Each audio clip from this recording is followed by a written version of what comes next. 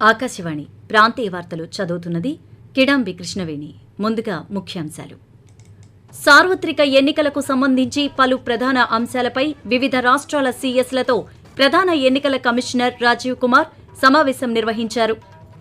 దేశవ్యాప్తంగా JEE main final పరీక్షలు రేపు ప్రారంభం కానున్నాయి.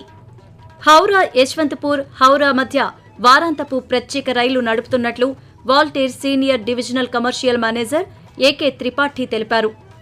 రానున్న 2-3 రోజుల్లో రాష్ట్రంలో ఉష్ణోగ్రతలు పెరిగే అవకాశముందని అమరావతిలోని వాతావరణ కేంద్రం వెల్లడించింది. వార్తల్లోని వివరాలు. త్వరలో జరగనున్న సాధారణ ఎన్నికలకు సంబంధించి శాంతి భద్రతలు, ఎన్నికల వ్యయ నిర్వహణ, సెన్సిటివిటీ, నోడల్ అధికారుల నియామకం, అంతర్జాతీయ సరిహద్దు వంటి పలు ప్రధాన అంశాలపై ఈరోజు ఢిల్లీ నుండి ప్రధాన ఎన్నికల కమిషనర్ రాజీవ్ కుమార్ వివిధ రాష్ట్రాల సీఎస్, డీజీపీ, సీఈఓ తదితర అధికారులతో దృశ్య మాధ్యమ సమావేశం నిర్వహించారు. ఈ సమావేశంలో రాష్ట్ర ప్రభుత్వ ప్రధాన కార్యదర్శి doctor KS Jawahar Reddy, DGP KV Rajendranath Reddy, CEO Mukesh Kumar Meena, ప్రత్యేక ప్రధాన కార్యదర్శులు నీరబ్ కుమార్ ప్రసాద్, రజత్ భార్గవ, హోంశాఖ ముఖ్య కార్యదర్శి హరీష్ కుమార్ గుప్తా, ఇతర అధికారులు పాల్గొన్నారు. దేశంలో జేఈఈ మెయిన్ ఫైనల్ పరీక్షలు రేపు ప్రారంభం కానున్నాయి. పరీక్షల నిర్వహణకు జాతీయ పరీక్షల నిర్వహణ సంస్థ ఎన్టీఏ ఏర్పాట్లు చేస్తోంది.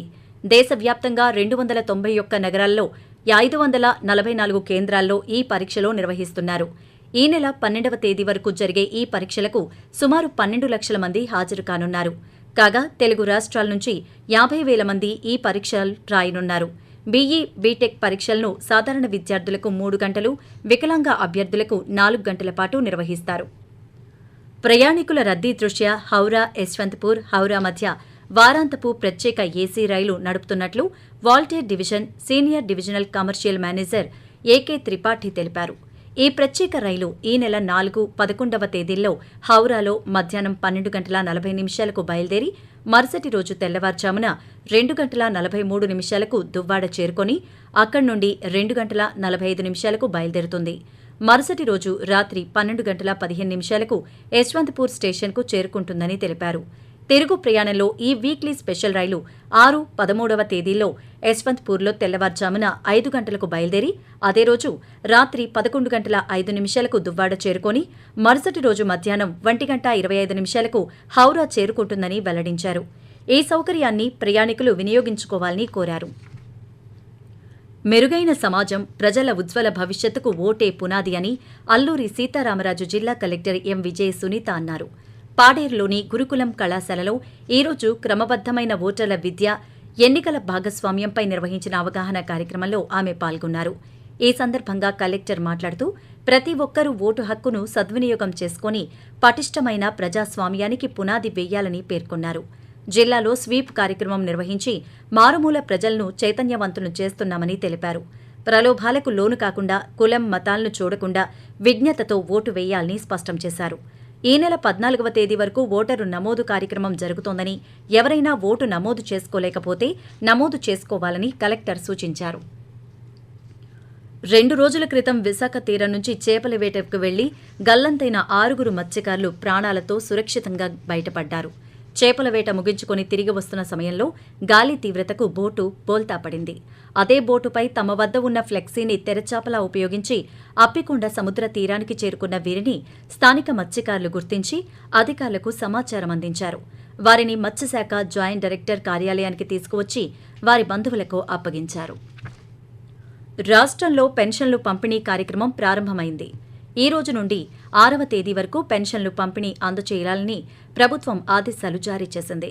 పెన్షన్ల పంపిణీపై ప్రభుత్వానికి ఎలక్షన్ కమిషన్ జారీ చేసిన ఆదేశాల మేరకు మార్గదర్శకాలను ప్రభుత్వం విడుదల చేసింది. దీని ప్రకారం ఈ రోజు నుండి కేటగిరీల వారీగా పెన్షన్ పంపిణీ చేయాలని గ్రామీణ పేదరిక నిర్మూలన సంస్థ సెర్ప్ నిర్ణయించింది. ఈ మేరకు వికలాంగులు, తీవ్ర అనారోగ్యంతో బాధపడుతున్న రోగులకు సచివాలయ సిబ్బంది ఇంటి వద్దకే వెళ్లి పెన్షన్ అందజేయనున్నారు. మిగిలిన వారికి గ్రామ, వార్డు సచివాలయాల వద్ద పంపిణీ చేయనున్నారు. ఆకాశవాణి ప్రాంతీయ వార్తలు వింటున్నారు.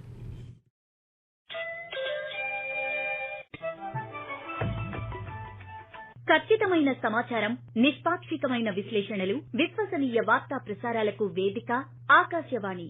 దేశ ఆర్థిక, రాజకీయ, సామాజిక, సాంస్కృతిక అంశాలకు సంబంధించిన నిరంతర వార్తా విశేషాల కోసం ఆకాశవాణి సామాజిక మాధ్యమ వేదికలైన news on air YouTube channel ను, newsonair.gov.in వెబ్సైట్ ను, ట్విట్టర్ లో ఆల్ ఇండియా రేడియో న్యూస్ ను వీక్షించండి. తెలుగు ప్రాంతీయ వార్తా విశేషాల కోసం ఆకాశవాణి న్యూస్ విజయవాడ మరియు Akashvani news Visakhapatnam YouTube channels ను వీక్షించండి.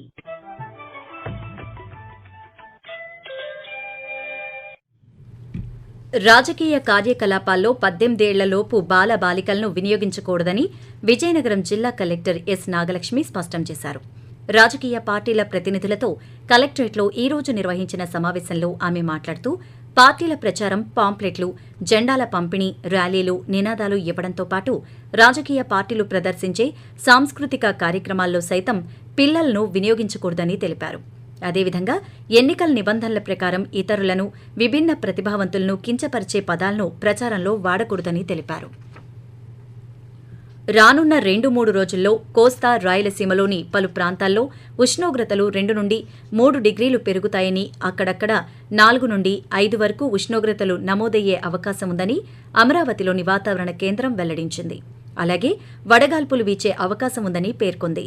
ఇదిలా ఉండగా రానున్న 3 రోజుల్లో నెల్లూరు, ప్రకాశం, పల్నాడు, ఎన్టీఆర్, కాకినాడ, అనంతపురం, సత్యసాయి, కర్నూలు, నంద్యాల, అన్నమయ్య, వైఎస్సార్, తిరుపతి జిల్లాలో సాధారణం కంటే అధికంగా 2 నుండి 3 డిగ్రీల ఉష్ణోగ్రతలు అధికంగా నమోదయ్యే అవకాశం ఉందని తెలిపింది.